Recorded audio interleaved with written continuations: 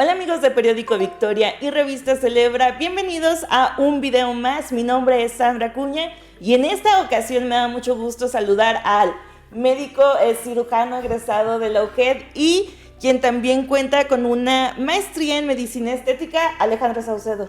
Muchas gracias, Sandra, por la invitación. Habíamos estado platicando anteriormente sobre venir y no habíamos concretado, y estoy muy contento de estar aquí, además de que te conozco de mucho tiempo. Entonces me siento muy orgulloso de tu trabajo y también de que me hayas invitado a participar en esta ocasión. No, hombre, gracias a ti por acompañarnos. Ahora sí que con confianza aquí le vamos a decir el doc. Oye, está bien. Oye, Alex, cuéntanos un poco sobre esto que yo creo que está pasando muchísimo, que es que nos estamos automedicando bastante, que a veces nos enfermamos hace 6 meses de la gripa, fuiste al doctor, te dieron recetas y ahora tu mamá está enferma y que procedemos a darle la misma receta que nos dieron. Oye, yo siento que esto es muy común, no sé si te haya pasado en tu consultorio, alguien que haya acudido así de, es que me tomé la medicina que le dieron a mi hermanito. Sí. Realmente es un tema muy común y también preocupante para los servicios de salud en México. Te voy a explicar por qué. Primero es importante abordar la definición de automedicación. ¿Qué es la automedicación? Bueno, es la serie de procedimientos que hace una persona para tomar un medicamento sin un consentimiento médico o sin una valoración médica o sin una vigilancia médica, y consumirlo, y además tampoco vigilar que lleve a cabo el término total del tratamiento, ¿de acuerdo? En México, como bien dices, es muy común porque de acuerdo a estadísticas nacionales, más del 95% de las familias en nuestro país tiene en su casa al menos un medicamento, ¿ok? Tenemos un medicamento en casa y en un promedio de 10 a 15 medicamentos en el famoso botiquín familiar. Todos en nuestra casa tenemos una zona donde van las pastillas, ¿no? Entonces es muy común la automedicación en nuestro país justamente por eso, porque se nos hace muy sencillo de que nos duele la cabeza, pues toma algo de ahí. Nos duele la panza, toma algo de ahí, ¿no? Entonces es importante este tema, justo como lo comentas, porque en México es bastante frecuente. Aunado de que pues tiene repercusiones positivas, sí, pero también repercusiones negativas, ¿no? Y era lo que platicábamos, que su impacto es tan grande, tan fuerte, que posterior a esto, no sé, por ejemplo, a mí a veces me da mucho que de las migrañas, pues bueno, ya sé que un naproxeno me quita este dolor, pero igual yo sé que no es normal vivir 3 días con migraña, pero aún así hay personas que duran toda la semana con un malestarcito y dice aspirina o ibuprofeno o tal medicamento y me alivia este dolor. ¿Qué consecuencias podemos tener después de consumir por mucho tiempo estos medicamentos? Fíjate que es muy interesante justo eso que dices, porque la mayoría de las personas que acuden a la consulta, todas se han automedicado antes de asistir, de acudir. Ajá. Te digo, vamos a hablar de estadísticas mexicanas en donde más del 50% de las personas en los últimos 15 días ha consumido una pastilla, ¿ok? Y de ese 50%, la mitad se automedicó. Entonces es muy muy frecuente que las personas acudan a consulta justo cuando ya se automedicaron y que no vieron resultados respecto a su enfermedad. ¿Cuáles son las consecuencias que puedes tener por automedicarte? Muchísimas, ¿ok? Infinitas. Pero vamos a hablar de repercusiones que pueden ser positivas y repercusiones que van a ser negativas. En tanto a las repercusiones positivas o que tienen un impacto en el sistema de salud, evidentemente vamos a hablar de, primero, de que el automedicarse va a evitar que el paciente no bloquee sus actividades diarias. Esto quiere decir que si tiene una cefalea, un dolor de cabeza, si tiene un dolor abdominal o cualquier cosa que se nos pueda ocurrir, del cual hasta los cólicos, ajá, que nos pueden incapacitar a acudir al trabajo, va a tener un impacto positivo en esta situación, porque nos va a evitar a nosotros como personas que trabajamos todos los días pérdidas, ¿no?, económicas en nuestro trabajo. Entonces ese sería el primer punto positivo de automedicarnos. El segundo es que aumenta las posibilidades de que la persona se haga responsable de su propia salud. Cuando tú acudes a un médico, compartes la responsabilidad. Entonces, eso es lo correcto, ¿no? Porque se supone que los médicos somos personas entrenadas y preparadas para atender las enfermedades de las personas. Sin embargo, cuando tú te automedicas, tomas totalmente la responsabilidad de tu persona y de tu salud y de tu bienestar. Entonces eso pues también es un punto importante que se toma en la salud, ¿no? El tercer punto es que hay una descarga en el sistema de sanidad de nuestro país. ¿Con qué me refiero a esto? Vamos a hablar porque, como tú sabes, tratar cualquier enfermedad de cualquier individuo genera costos al país, ¿no? Entonces, evidentemente, el que nos automediquemos evita que muchas de las patologías o de las enfermedades lleguen a los hospitales, y eso reduce, obviamente, los gastos hospitalarios, los costos hospitalarios. Y hay que tomar en cuenta que, hablando de justo de la automedicación, entre el 50 y 60% de las automedicadas no llegan al hospital. Entonces esto disminuye los gastos hospitalarios y por ende disminuye el tiempo en la atención a la consulta, disminuye pues todo, ¿no? En cuanto a eso. Otra de las cosas es que evita la utilización de alternativas menos confiables y más peligrosas. Con esto, ¿qué quiero decir? Que los pacientes prefieren automedicarse y disminuyen el riesgo de acudir con alguna persona pues charlatana o con algún curandero, con alguien que a tomarse remedios caseros que luego sí pueden tener repercusiones desfavorables en su salud, ¿no? Okay. Y otra de las cosas que favorece la automedicación es que aumenta el rápido acceso a los medicamentos. A veces, ¿cuántos no nos hemos quejado de que el sistema de salud, de que perdí 4 horas por ir y luego me regresaron y ni tenían el medicamento, ¿no? Entonces, esto favorece a que la persona pueda atenderse de forma primaria y que tenga el acceso a una cuadra de su casa, porque sabemos que en México la venta libre de medicamentos es elevadísima, muy fuerte. O sea, nosotros tenemos a nuestro alcance los analgésicos, antiinflamatorios, antihistamínicos, sin receta, laxantes, antidiarreicos. Todos estos clases de tipos de medicamentos nosotros los tenemos a la mano. Los únicos que están medio controlados son los antibióticos y otra serie de medicamentos que justo le llamamos medicamentos controlados, ¿no? Pero realmente en México es muy fácil tener acceso a un medicamento. Esas serían podemos englobar las 5 o 6 repercusiones positivas que tiene la automedicación. ¿Y cuáles serían las negativas? Las negativas, pues fíjate que son muy interesantes porque justo la elección errónea del medicamento, ¿no? ¿Cuántas veces ha pasado que me duele la panza, tómate esto? O a lo mejor lo detectamos nosotros como un dolor de panza, pero en realidad no era el intestino, a lo mejor era un cólico, como dijiste hace ratito, ¿no? Si bien alguna clase de medicamentos participan en las dos situaciones, pues hay medicamentos que están específicamente indicados para cada una de las situaciones. Sí. Entonces, esto lo que ocasiona es que nos automediquemos de forma errónea y con ello pues podamos tener repercusiones más adelante, ¿no? de nuestro estado de salud. El otro pues es la dificultad en la valoración médica. Porque como te dije ahorita al inicio de la plática, la mayoría de las personas que llegan al consultorio se han automedicado. Es muy frecuente que le preguntes al paciente, ¿ha tomado algo? Y te diga, sí. Ya inicié esto, ¿no? Y no se me quitó. Entonces, ¿qué puede pasar con esto? Pues algo grave, porque al ir con el médico, con un medicamento ya en nuestro organismo, podría enmascarar el cuadro clínico verdadero de cierta enfermedad y que no demos con el diagnóstico adecuado. Entonces es realmente peligroso que nos automediquemos por esta situación, porque entonces estamos poniendo en riesgo justo pues nuestra salud, ¿no?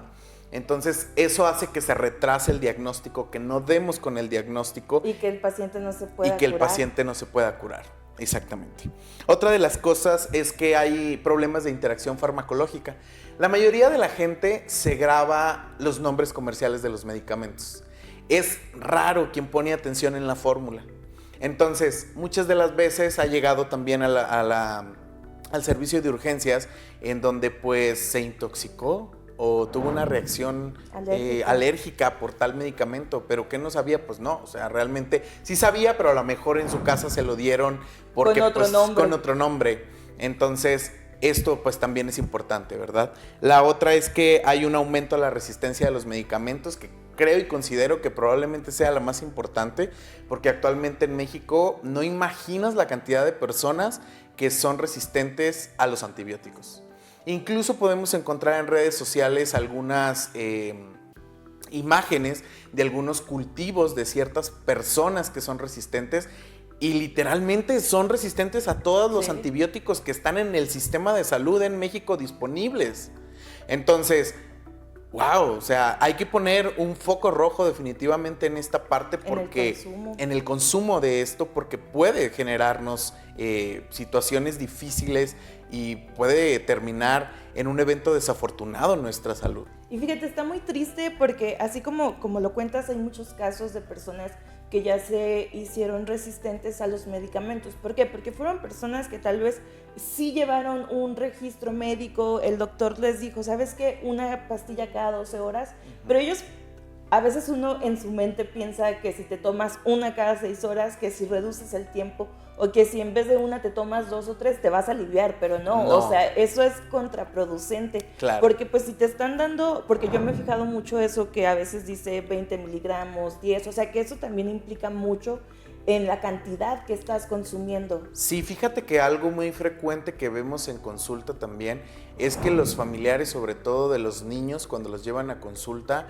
muchas veces tienen niños de no sé, 11, 12 años en los cuales pues les están automedicando incluso antibiótico y lo llevan y a veces les están indicando el manejo correcto, pero la dosis no es la correcta, porque justo los antibióticos trabajan con una cosa que se llama biodisponibilidad y mucho de la biodisponibilidad que tenga el fármaco en el cuerpo depende del peso. Sí.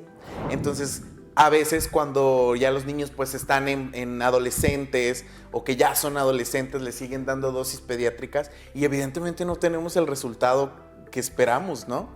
Por eso que comentamos. Por último, quiero cerrar en las cosas negativas de automedicarnos, en que también, si bien mencionábamos al inicio de las repercusiones positivas, que era que disminuían los costos, en otras circunstancias los elevan. Sí. Justo por lo que decimos, porque hay personas que retrasan los diagnósticos, se complican, llegan a hospitalización y mantener un día de hospitalización en México para el sistema de salud es muy costoso. Entonces, eso también pues afecta a la economía de alguna u otra forma en México y por supuesto del dinero destinado al sistema de salud. Que se pudo haber evitado si hubiera ido desde el principio con el médico. Oye, Alex, y por ejemplo, pues ya nos contaste de estos medicamentos que son de venta libre. Estaba leyendo un poco que decía que estos medicamentos son como no tan fuertes, que no te pueden dañar tu sistema, pero aún así hay casos de personas que ya cierto medicamento no lo pueden consumir porque se hacen alérgicos, o sea, no eran, pero de repente se hicieron alérgicos por consumirlo tan seguido.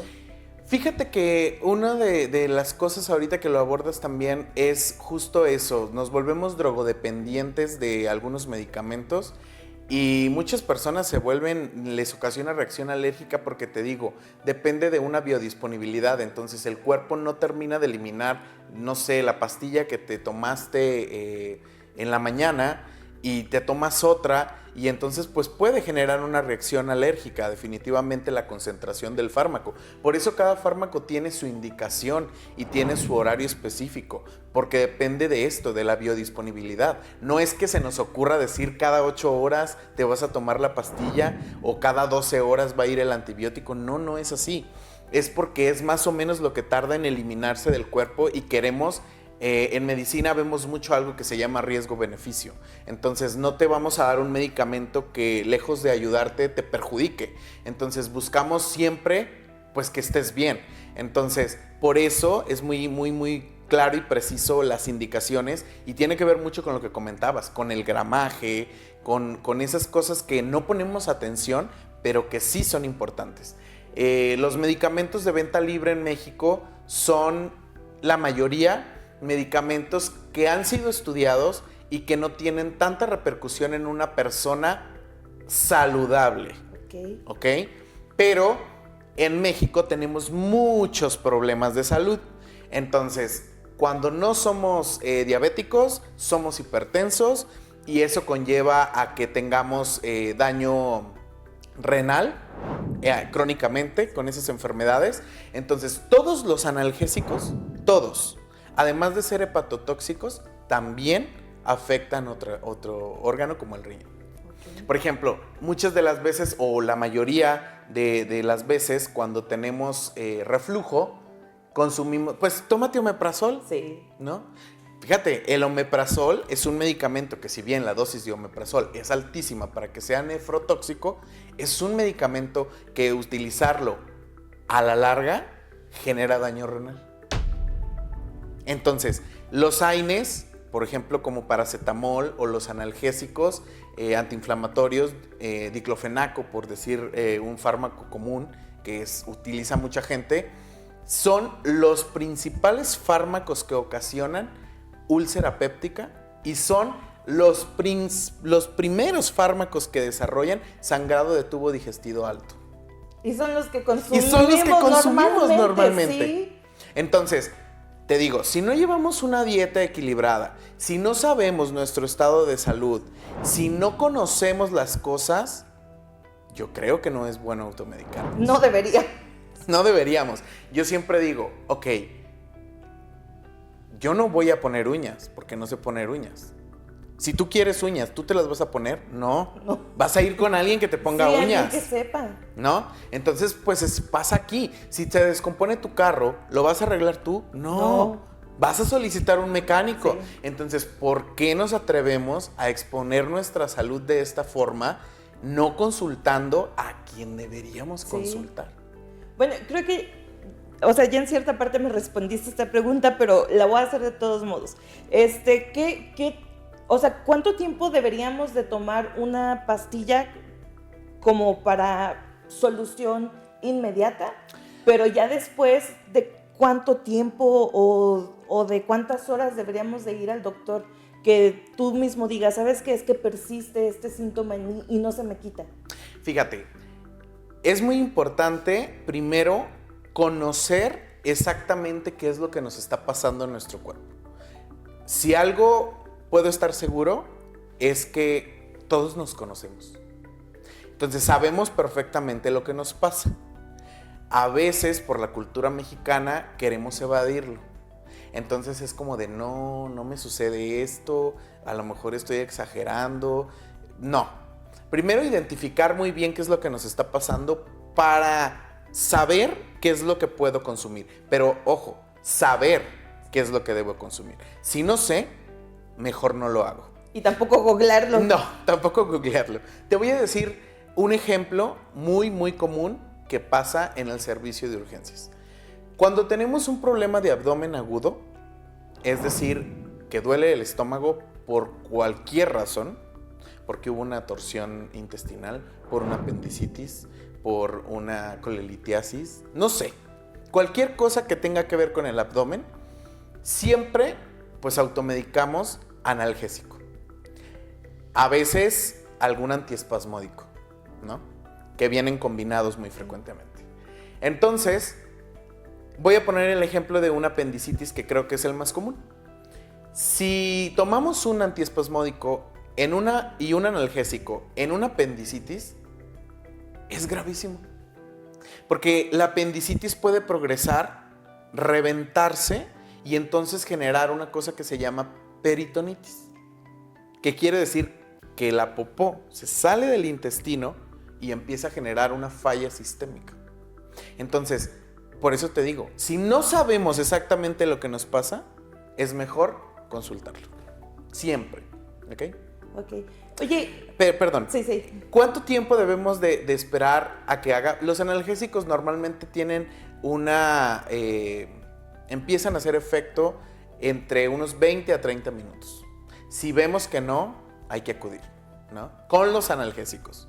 A veces con los antibióticos nos llevan días, ¿ok? Entonces no podemos esperarnos tanto tiempo si estamos viendo que nuestro cuadro empeora.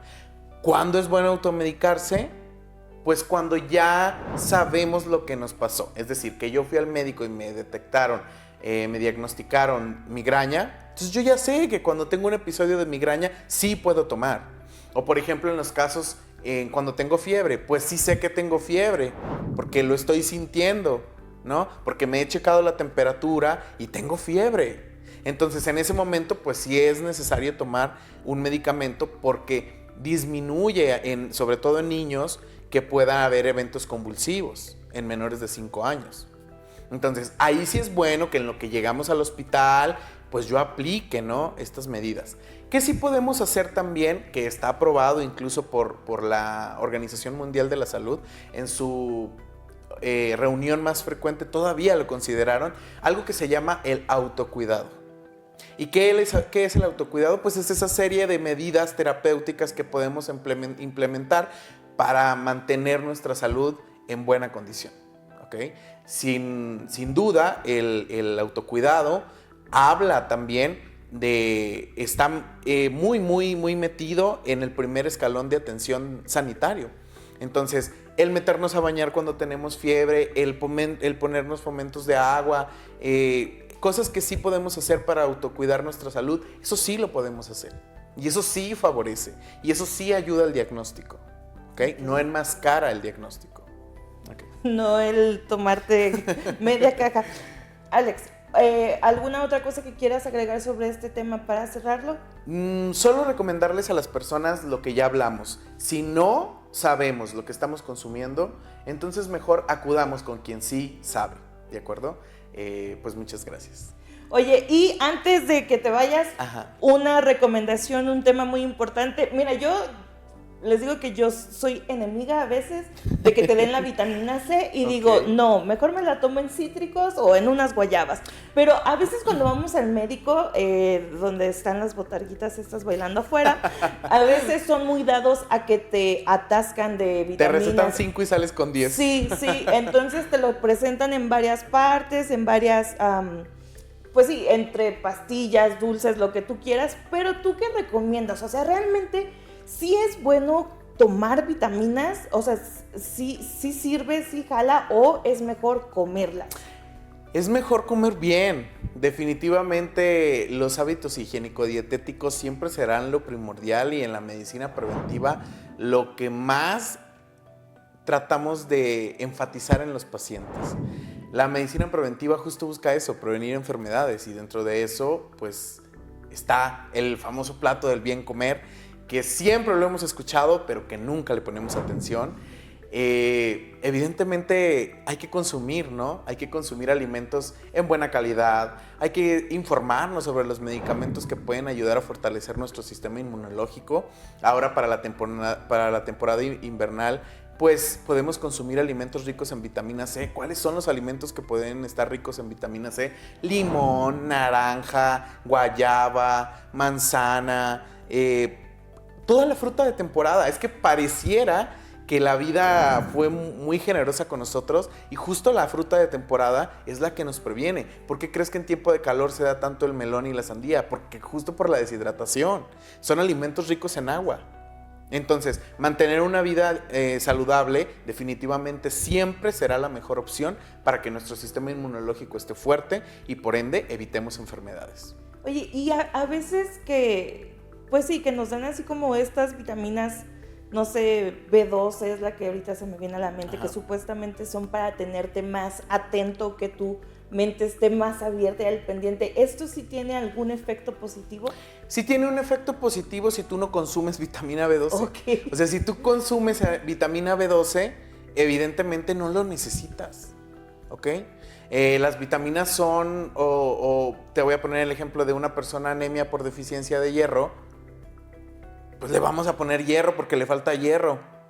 pero es porque no consumía hierro, o consume. porque tiene alguna afección que hace que el hierro no se absorba en el intestino, o que elimine sangre por el riñón. Por ejemplo, en los pacientes nefrópatas que son primero diabéticos y luego se tienen afectación renal, luego progresa a enfermedad renal crónica y pues se elimina, ¿no?, cierta cantidad de sangre por el riñón y empiezan a tener deficiencia de hierro, además de que la metformina bloquea la absorción de hierro a nivel intestinal. Entonces empezamos con justo estos problemas de salud.